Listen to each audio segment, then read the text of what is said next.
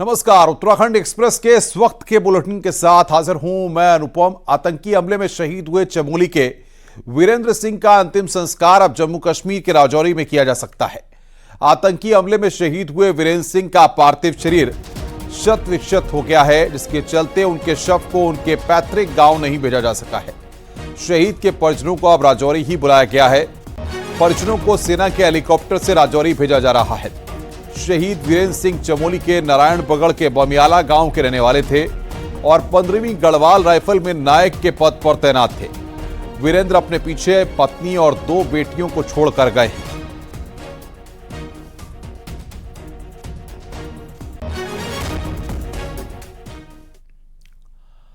जम्मू कश्मीर में आतंकी हमले में शहीद हुए राइफलमैन गौतम कुमार के परिजनों को भी सेना की ओर से राजौरी बुलाया गया है। सेना की ओर से हेलीकॉप्टर से परिजनों को राजौरी ले जाया गया है। गौतम के बड़े भाई समेत चचेरा भाई, जीजा और मामा को सेना की ओर से राजौरी भेजा गया है। ऐसी संभावना जताई जा रही है कि शहीद गौतम कुमार का अंतिम संस्कार भी राजौरी में ही किया जाएगा। हालांकि परिजन गौतम का अंतिम संस्कार कोटद्वार में करने की मांग कर रहे हैं।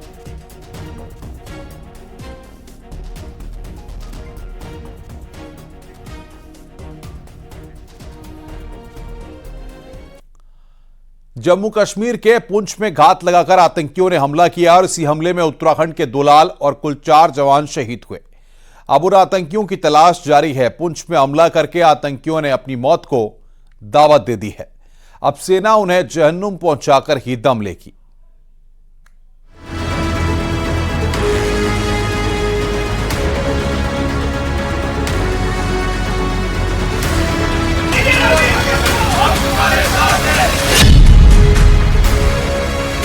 राजौरी जिले से आगे थन्ना मंडी और उससे आगे डेरा की गली से जंगल का इलाका शुरू हो जाता है। डेरा की गली का आधा हिस्सा राजौरी जिले में पड़ता है और आगे बफलियाज इलाका पुंछ में आता है। डेरा की गली से बफलियाज तक करीब 12 किलोमीटर का बेहद घना जंगल है। आतंकियों ने इसी हिस्से में टोपा पीर क्षेत्र में हमला किया है। जो बर्फीली पहाड़ियां आप देख रहे हैं, इसके ठीक पीछे पाकिस्तान है और बहुत ज्यादा दूर पाकिस्तान नहीं है। और ये बर्फीली पहाड़ियों का सहारा लेकर पाकिस्तानी आतंकी यहाँ 12 से 14 किलोमीटर का सफर पैदल तय करके उन्होंने एक गाड़ी का सहारा लिया। उसके बाद वो सड़क तक पहुंचे, स्थानीय लोगों की मदद ली और सेना के वाहन पर हमला किया। ये हमला पीपल्स एंटी फासिस्ट फ्रंट नाम के आतंकी संगठन ने किया है। यह आतंकी संगठन PAFF जैश-ए मोहम्मद का मुखौटा माना जाता है और इसने सीमावर्ती राजौरी और पुंछ जिलों में 1 महीने के अंदर दूसरी बड़ी वारदात को अंजाम दिया है। भारत का है, हमारा है और हमसे कोई नहीं। मान्यवर, हमने 24 सीटें पाक ऑक्युपाइड कश्मीर के लिए सुनिश्चित की है। पाकिस्तान अधिकृत कश्मीर के लिए सीटें भी रिजर्व की जा रही हैं। यही वजह है कि आतंकवादियों के पैरों तले जमीन खिसक चुकी है। अब देखना यह है क्या ये बाहर से आए थे या यहीं के हैं। इसलिए कि पाकिस्तान में भी अभी शिविर हैं वहाँ पे और बहुत से कश्मीर के लोग वहाँ पे जाके अभी फंसे हुए हैं, वहीं पे हैं। वहाँ से तो वापस आए नहीं वो लोग, उनको ये भेजते रहते हैं। और फिर ये है कि कुछ ऐसे भी लोग पकड़े गए हैं, मारे गए हैं जो पाकिस्तान सेना के थे, रिटायर्ड लोग थे। इस साल अब तक भारतीय सुरक्षा बलों ने जम्मू कश्मीर में 70 आतंकियों को ढेर किया। इनमें 36 LOC पर और 34 घाटी और जम्मू के शहरी इलाकों में भी मुठभेड़ के दौरान आतंकियों को मारा गया है। सेना ने इस साल 18 घुसपैठ की कोशिशों को नाकाम किया है और बड़ी संख्या में हथियार, गोला बारूद भी बरामद किए हैं। लेकिन जंगल के घने इलाकों में आतंकियों की तलाश एक मुश्किल काम है, जिसको पूरा करने के लिए सेना आधुनिक उपकरणों की मदद ले रही है। जिन आतंकियों ने हमला किया है वो अपनी जान बचाने के लिए भाग रहे हैं और छुपे हुए हैं, लेकिन सेना की निगाहों से ये आतंकी बच नहीं सकते हैं। इनका खात्मा अब तय है।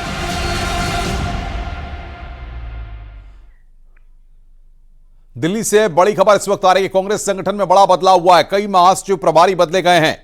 कांग्रेस प्रभारियों की नई लिस्ट जारी की गई है। अविनाश पांडे उत्तर प्रदेश कांग्रेस के प्रभारी बने हैं। प्रियंका गांधी की जगह अविनाश को उत्तर प्रदेश का प्रभारी बनाया गया है।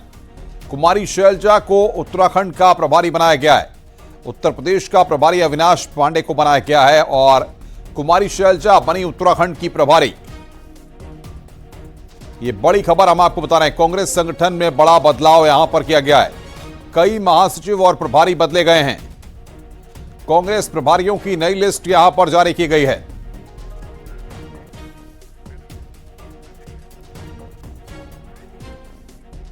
देहरादून से खबर है, स्नातक स्तरीय नियुक्ति मामले में हेड कांस्टेबल मनोज पर केस दर्ज हुआ है। महिला को प्रभाव में लेने के लिए उधम सिंह नगर के रुद्रपुर में स्थित पीएससी में तैनात हेड कांस्टेबल मनोज ने उत्तराखंड अधीनस्थ सेवा चयन आयोग की फर्जी मेल आईडी तैयार करके हाल में हुई स्नातक स्तरीय परीक्षा के 8 अभ्यर्थियों के फर्जी नियुक्ति पत्र तैयार किए। वहीं पूरे मामले का फर्जीवाड़ा तब सामने आया जब महिला ने UKSSC में अपने नियुक्ति पत्र की जांच करवाई और जैसे ही नियुक्ति पत्र UKSSC पहुंचा तो फर्जीवाड़ा सामने आया, जिस पर आयोग ने थाना रायपुर में मुकदमा दर्ज करवाया है।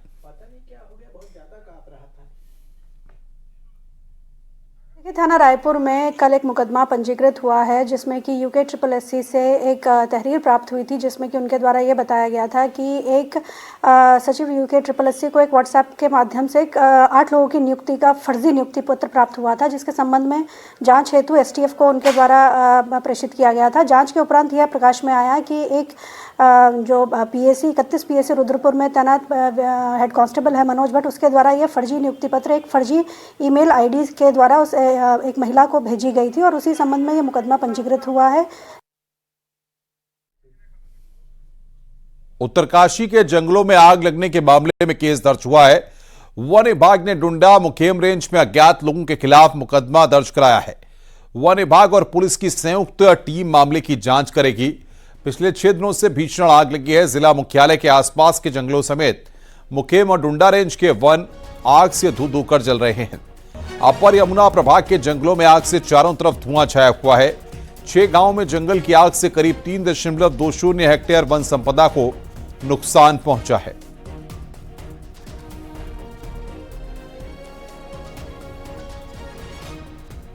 दर्ज किए गए, साथ ही साथ थाने में जाकर दोषी के विरुद्ध, अज्ञात के विरुद्ध FIR दर्ज की गई। इसी क्रम में पुलिस व वन विभाग की संयुक्त टीमें भी बनाई गई जो कि गांव-गांव जाकर अपराधी का पता करेंगे और जो भी इसमें संलिप्त होगा, जो भी वनाग्नि की घटनाओं में दोषी पाया जाएगा, उसके विरुद्ध कड़ी से कड़ी कार्रवाई की जाएगी।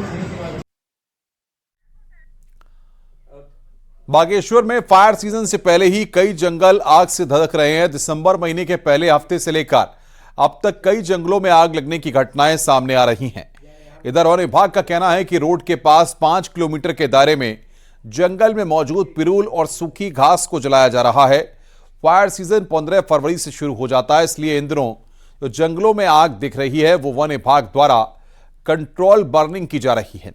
फायर सीजन को देखते हुए लगातार कंट्रोल बर्निंग का कार्यक्रम जारी रहेगा।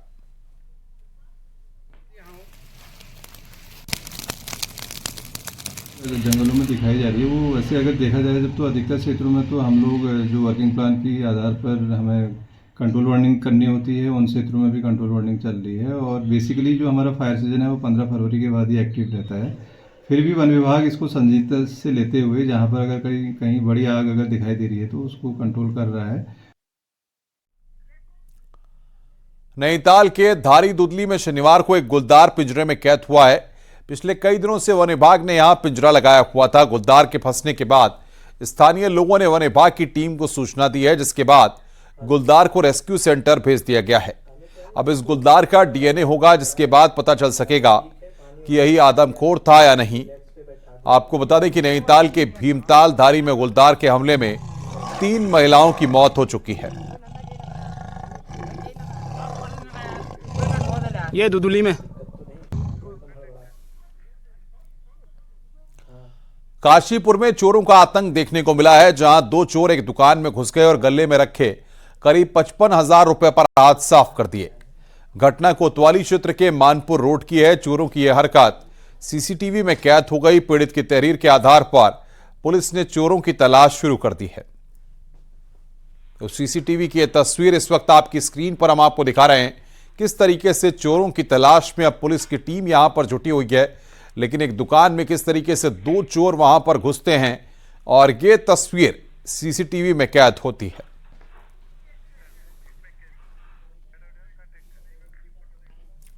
उत्तराखंड और खासकर देहरादून में इन दिनों साइबर ठगी के केस लगातार बढ़ रहे हैं।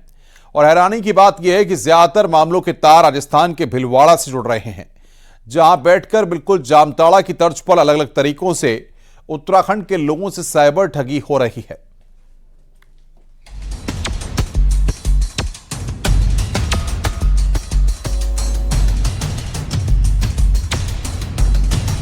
तस्वीरों में दिख रहे ये पुलिस वाले इन अपराधियों को लेकर उस जगह जा रहे हैं जहां से ये अपनी साइबर ठगी का पूरा नेटवर्क चलाते हैं। ये इलाका है राजस्थान के भीलवाड़ा का ग्रामीण क्षेत्र। बीहड़ जैसे इस इलाके को साइबर ठगों ने अपनी पनाहगार बना रखा था और यहीं से देश भर के लोगों के साथ करोड़ों की ठगी की जा चुकी है। इनमें से कई पीड़ित उत्तराखंड के भी हैं। ये ठगी भी नए तरीके की है। यहाँ से ठगों ने नामी कंपनियों की फर्जी वेबसाइट बनाई और पूरे भारत में ऑनलाइन जॉब के लिए बेरोजगारों को ठगना शुरू कर दिया। ये ठग खुद को कंपनी का कस्टमर रिलेशनशिप मैनेजर बताते थे और जॉब दिलाने के नाम पर आवेदन की फीस, रजिस्ट्रेशन, NOC और लाइसेंस फीस के नाम पर धोखाधड़ी करते थे। देखिए, जो अभी तक हमने अभियुक्त कुछ वहाँ से पकड़े हैं, उनमें अलग अलग रोल उनका होना पाया गया है। कुछ लोगों के द्वारा म्यूल अकाउंट्स, फर्जी अकाउंट्स खुलवाकर आगे लोगों को प्रोवाइड कराए गए हैं और कुछ केसेस में फर्जी सिम भी एक्टिवेट वहाँ से कराई गई हैं। तो जिस तरह से पहले भी कुछ हॉटस्पॉट्स बने हुए थे जहाँ से अधिक संख्या में जो साइबर क्रिमिनल्स हैं वहाँ से ऑपरेट करते थे, उस तरह के कुछ नए एरियाज भी निकल कर आ रहे हैं। वहीं उत्तराखंड STF को इन अपराधियों को पकड़ने में बड़ी कठिनाइयों का सामना करना पड़ा, क्योंकि ये इस तरह से ठगी करते थे कि STF के पास सिर्फ मोबाइल नंबर ही होता था और जांच पर वो फर्जी पाए जाते थे। फिर भी STF ने इन शातिर ठगों को धर दबोचा। देखिए, कई साइबर जो अपराधी हैं उनको पकड़ना बहुत बड़ी चुनौती होती है, क्योंकि जो विक्टिम होता है उसको कभी भी जो क्रिमिनल है उसकी आइडेंटिटी नहीं पता होती है। उसके पास में एक नंबर होता है जिस नंबर से कॉल आई होती है, या एक अकाउंट नंबर होता है जिसमें उसने पैसे भेजे होते हैं।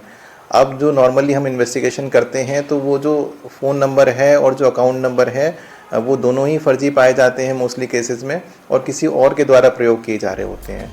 बीते कुछ STF को मिली शिकायतों में करीब 2 दर्जन राजस्थान के साइबर ठगों को अरेस्ट किया गया है, जिन पर प्रदेश ही नहीं देश के अलग अलग राज्यों में दर्जनों मामले दर्ज हैं। न्यूज़ 18 के लिए देहरादून से सत्येंद्र बर्तवाल की रिपोर्ट।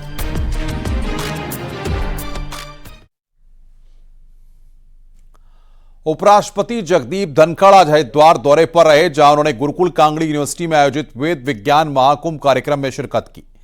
कार्यक्रम में उत्तराखंड के राज्यपाल गुरमीत सिंह और मुख्यमंत्री पुष्कर सिंह धामी, लोकसभा सांसद और यूनिवर्सिटी के कुलाधिपति सत्यपाल सिंह भी शामिल हुए। इस दौरान उपराष्ट्रपति ने कहा कि कुछ भटके हुए लोग भारत की प्रगति को पचा नहीं पा रहे हैं, उन सभी लोगों का पाचन ठीक करना होगा।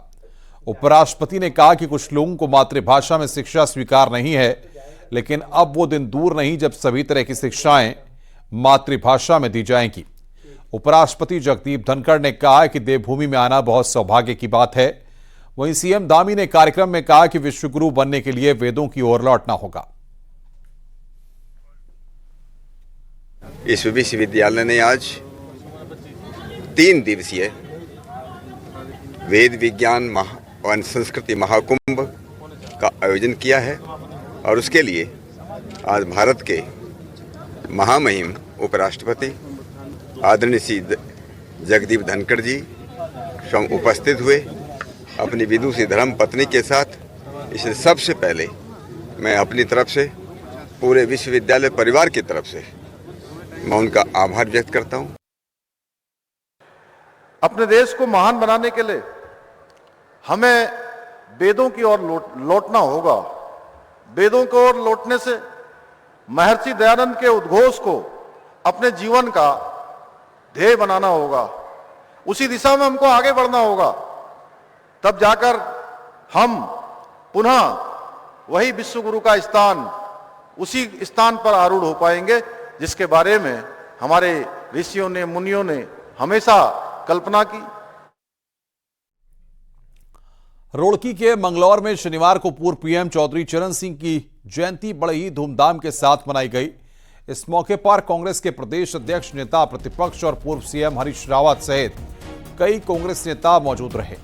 इस दौरान कांग्रेस नेताओं ने आरोप लगाया कि बीजेपी सरकार में किसानों की स्थिति काफी खराब है और किसानों की उपेक्षा की जा रही है। साथ ही भू कानून को लेकर सरकार को घेरने की कोशिश की। ऐसे में चौधरी चरण सिंह जैसी शख्सियत को श्रद्धांजलि देना, उनको याद करना ये इसलिए भी है कि उनके मूल्यों को लोग पढ़ें, समझें और उसके आधार पर अपने आगे के जीवन में कार्य करें। भू कानून ही इस सारे फसाद की जड़ है।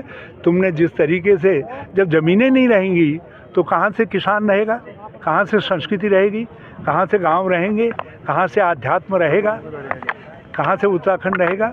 तो ये जो ज़मीनों की अंधाधुंध खरीद फरोख्त हो रही है, बिक्री हो रही है, इसके खिलाफ संघर्ष है। आगे बढ़ते हैं। रविवार को देहरादून में 2 बड़ी रैली होने जा रही है। सशक्त भू कानून और मूल निवास की अनिवार्यता की मांग को लेकर स्वाभिमान रैली होने जा रही है, जिसमें एक तरफ जहां प्रदेश के 100 से ज्यादा छोटे बड़े संगठन एकजुट होकर स्वाभिमान रैली निकालेंगे, वहीं दूसरी तरफ बीजेपी युवा मोर्चा और देहरादून महानगर की तरफ से युवाओं, नए वोटर्स और व्यापारियों को जोड़ने के मकसद से रैली हो रही है, जो मोदी है ना नाम रैली हो रही है। उधर स्वाभिमान रैली निकालने जा रहे संगठनों का आरोप है कि हमारी रैली को विफल करने के मकसद से उसी दिन पीएम मोदी के नाम पर रैली बीजेपी कर रही है, जबकि बीजेपी का कहना है कि उसके कार्यक्रम नियमित रूप से होते रहते हैं और उसी क्रम में इस रैली का आयोजन हो रहा है।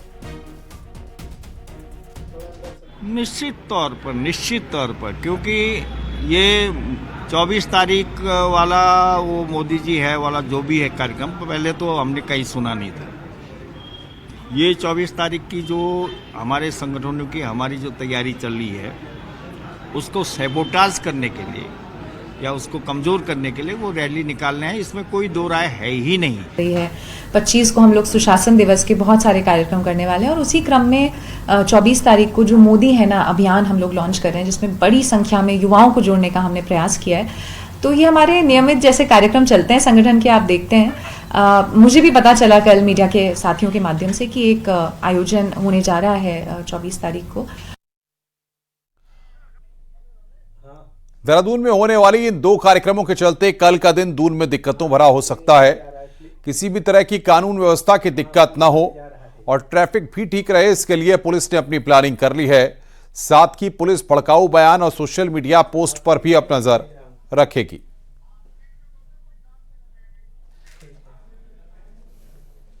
देखिए, कल 2 बड़ी रैली है और जुलूस है और इसको देखते हुए अभी सभी हमारे ऑफिसर्स की एक मीटिंग भी हो गई, प्रशासन के साथ भी संयुक्त मीटिंग हो गई है और जिस तरह की भीड़ जुटने की संभावना है, विभिन्न जगह से लोग आ रहे हैं, सुरक्षा के पूरे उपाय, साथ ही साथ किस तरह से पब्लिक जो आ रहे हैं हमारे जो रोड पर जो आम आदमी को चलना होता है उनको भी ज्यादा असुविधा ना हो, इन्हीं सबके लिए रणनीति बनाकर उस पर ब्रीफिंग अभी ऑफिसर्स की कर ली गई है।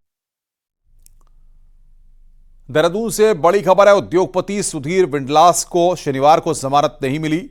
आज सीबीआई की 1 दिन की रिमांड खत्म हो गई है। कोर्ट में पेशी के बाद सुधीर विंडलास को जेल भेज दिया गया। उधर बचाव पक्ष ने जमानत के लिए याचिका दी थी, जिसे खारिज कर दिया गया। मामले में अब 2 जनवरी को सुनवाई की जाएगी।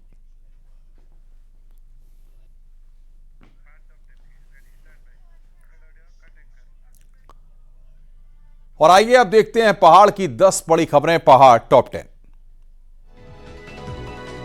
चंपावत में जीआईसी चौराहे पर अचानक बेकरी की दुकान में आग लगने से लाखों रुपए का सामान जलकर राख हो गया। शॉर्ट सर्किट की वजह से आग लगने की आशंका जताई गई है। विकासनगर के शंकरपुर में आम के हरे पेड़ काटने और अवैध प्लॉटिंग की शिकायत पर उद्यान विभाग के अधिकारियों ने जांच की। बागेश्वर में सुबह शाम कड़ाके की ठंड लोगों को सता रही है। जिले के ऊंची जगहों में पाला गिर रहा है तो निचले जगहों के लोग कोहरे से परेशान हैं। चमोली में रौलीगौड़ क्षेत्र में डीएम ने उद्यान विभाग और आजीविका संवर्धन के तहत चल रहे कामों का स्थलीय निरीक्षण किया। अल्मोड़ा में खेल मंत्री रेखा आर ने सर्किट हाउस में कार्यकर्ताओं की समस्याएं सुनी और कहा कि खेल प्रतिभा को निखारने के लिए खेल महाकुंभ का आयोजन किया जा रहा है। उत्तरकाशी में गैस सिलेंडरों में घटतौली की शिकायत पर पूर्ति विभाग ने 2 गैस एजेंसियों के 5-5 हजार रुपए के चालान किए। विकासनगर के डाक पत्थर डिग्री कॉलेज में धन सिंह रावत ने आईटीसी भवन और हॉस्टल का भूमि पूजन किया। साथ ही कहा कि टॉपरों को 3 से 5 हजार की छात्रवृत्ति की योजना शुरू की जाएगी। चमोली के कलकोट गांव के ग्रामीणों ने सड़क की मांग को लेकर डीएम से मुलाकात की। ग्रामीणों ने कहा कि गांव के लिए सालों से सड़क स्वीकृत है, लेकिन अभी तक सड़क पर काम नहीं हुआ है। 22 जनवरी को राम मंदिर में होने वाले कार्यक्रम को लेकर अब निमंत्रण पत्र बंटने शुरू हो गए हैं। साथ ही लोगों से अपने गांव, मोहल्ले, कॉलोनी के मंदिर में उस दिन भजन कीर्तन की अपील की गई है। हरिद्वार में गीता जयंती के मौके पर हर की पैड़ी पर गीता पाठ किया गया। गंगा सभा और सैकड़ों की संख्या में जमा हुए साधु संतों ने भगवत गीता के श्लोकों का उच्चारण किया।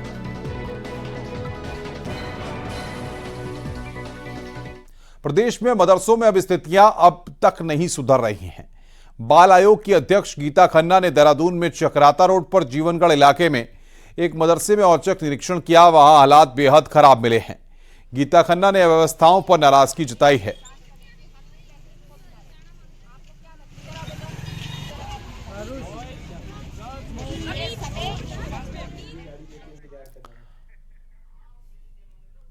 जोशीमठ के सुनील वार्ड में पैदल रास्ते क्षतिग्रस्त हैं। हालांकि बीच में रास्तों को ठीक किया गया था, लेकिन एक बार फिर से रास्ते बदहाल हैं, जिससे लोगों को दिक्कतों का सामना करना पड़ रहा है। पूरा रास्ता एक बार फिर से फट चुका है और यहीं से टू व्हीलर गुजरती है और पैदल लोगों का भी आना जाना इसी रास्ते से होता है। वहीं लोगों ने नगर पालिका पर अनदेखी का आरोप लगाया है।